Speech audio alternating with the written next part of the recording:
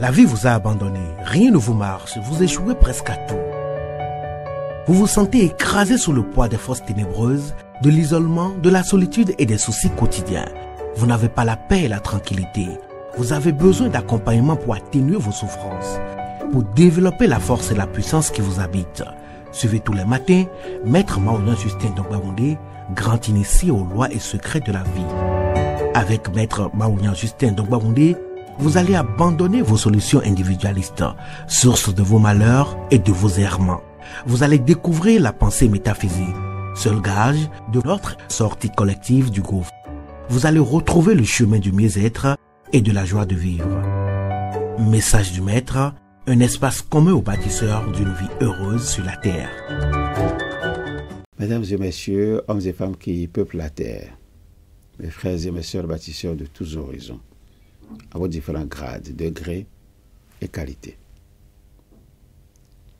Je voudrais prendre ici la parole pour exprimer à chacun et à tous ma profonde et sincère reconnaissance pour vos soutiens de tous les instants.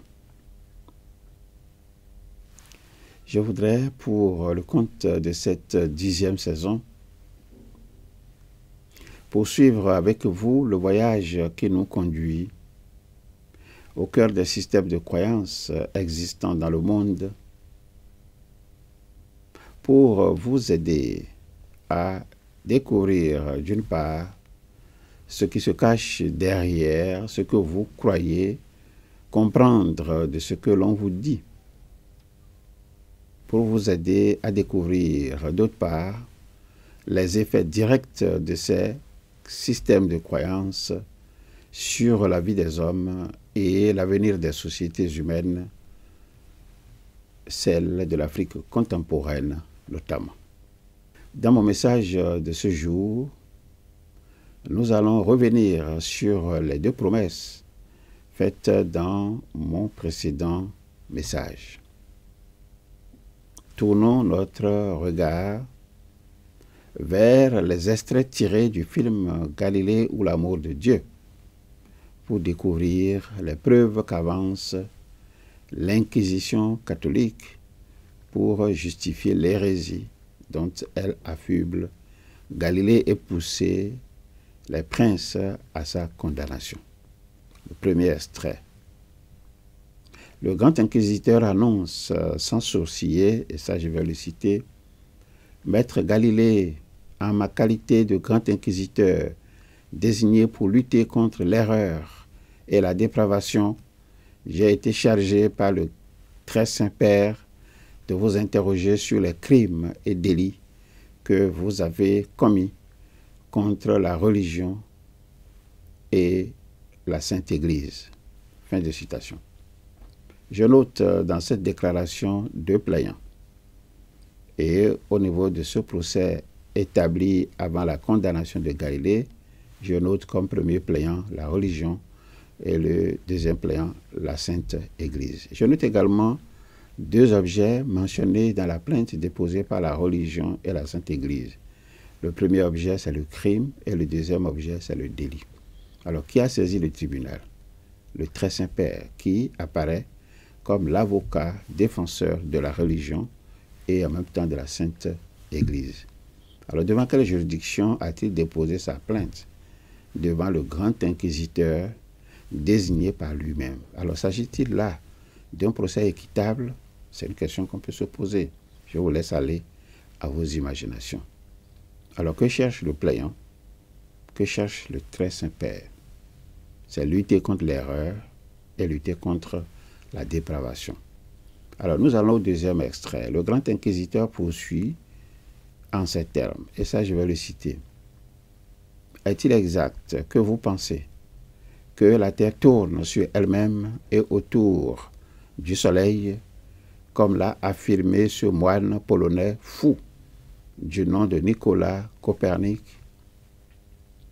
Je vous rappelle que pour avoir défendu ces mêmes idées, Giordano Bruno a été brûlé vif ici, même à Rome, il y a à peine 20 ans. Brûlé vif. Vous m'entendez?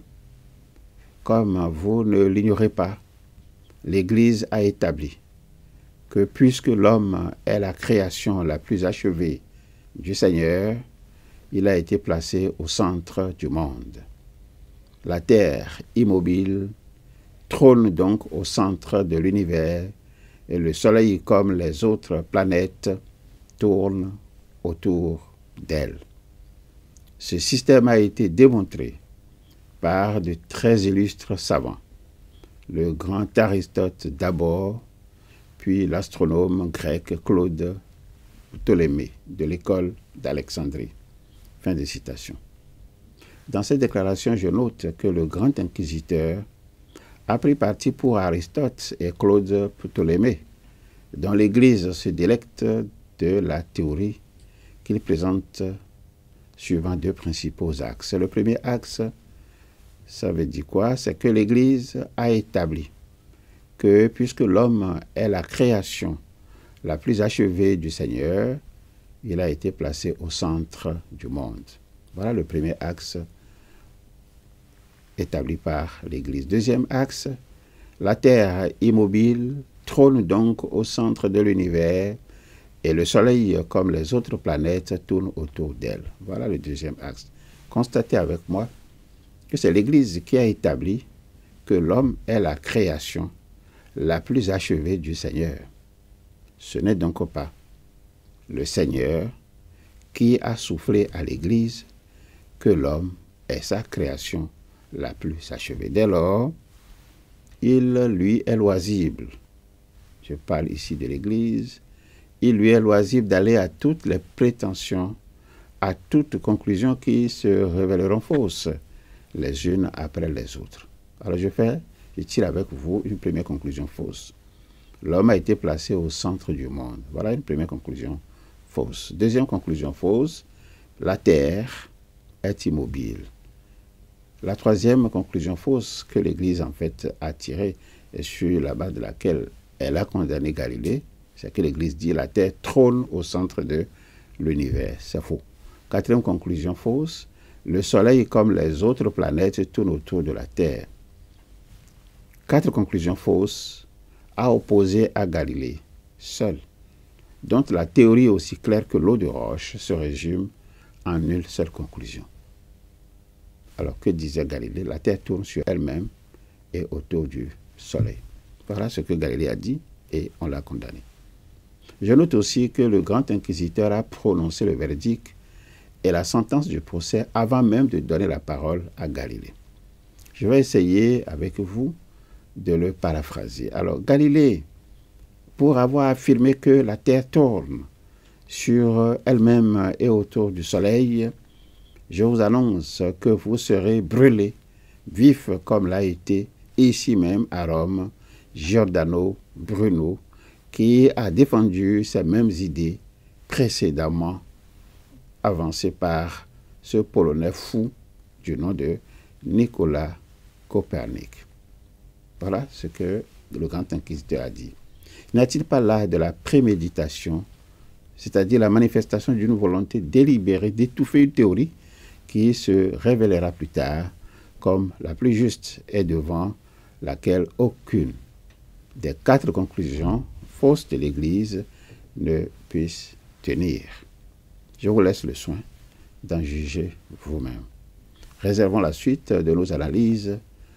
Réservons cette suite que nous allons encore décrypter dans nos prochains messages. En attendant, je vous demande de continuer à vous familiariser avec cette invocation simple. Invocation à répéter chaque matin, 5 heures de préférence, et à intervalles réguliers de 2 heures jusqu'à 21 heures.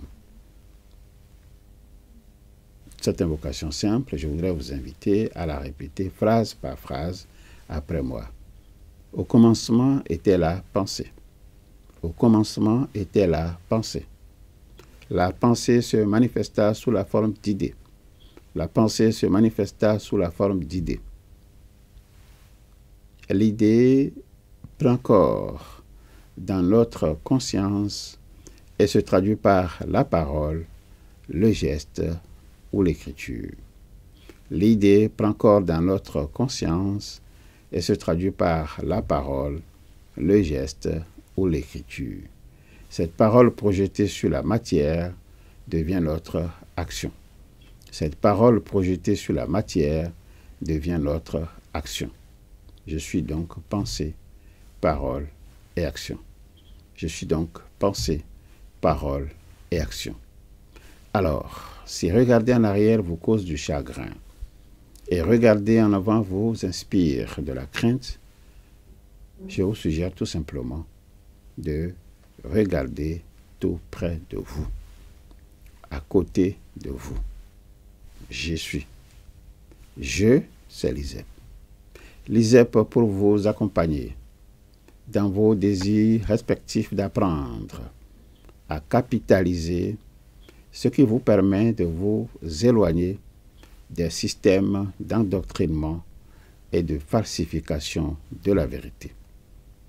L'ISEP pour vous accompagner dans vos désirs respectifs d'apprendre à assurer à travers vos comités de défense de la vie, assurer la promotion de la pensée métaphysique qui, aujourd'hui, est l'alternative crédible pour fonder le concept de la dignité humaine et bâtir une vie heureuse sur la terre. Ensemble, pour gagner le pari des connaissances vraies, des connaissances justes, des connaissances libératrices. Au revoir. À bientôt. La vie vous a abandonné, rien ne vous marche, vous échouez presque à tout. Vous vous sentez écrasé sous le poids des forces ténébreuses, de l'isolement, de la solitude et des soucis quotidiens. Vous n'avez pas la paix et la tranquillité.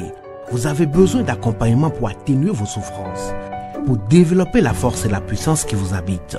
Suivez tous les matins Maître Maouyan Justin Dongbaoundé, grand initié aux lois et secrets de la vie. Avec Maître Maouyan Justin Dongbaoundé, vous allez abandonner vos solutions individualistes, source de vos malheurs et de vos errements. Vous allez découvrir la pensée métaphysique, seul gage de notre sortie collective du gouffre. Vous allez retrouver le chemin du mieux-être et de la joie de vivre. Message du Maître, un espace commun aux bâtisseurs d'une vie heureuse sur la terre.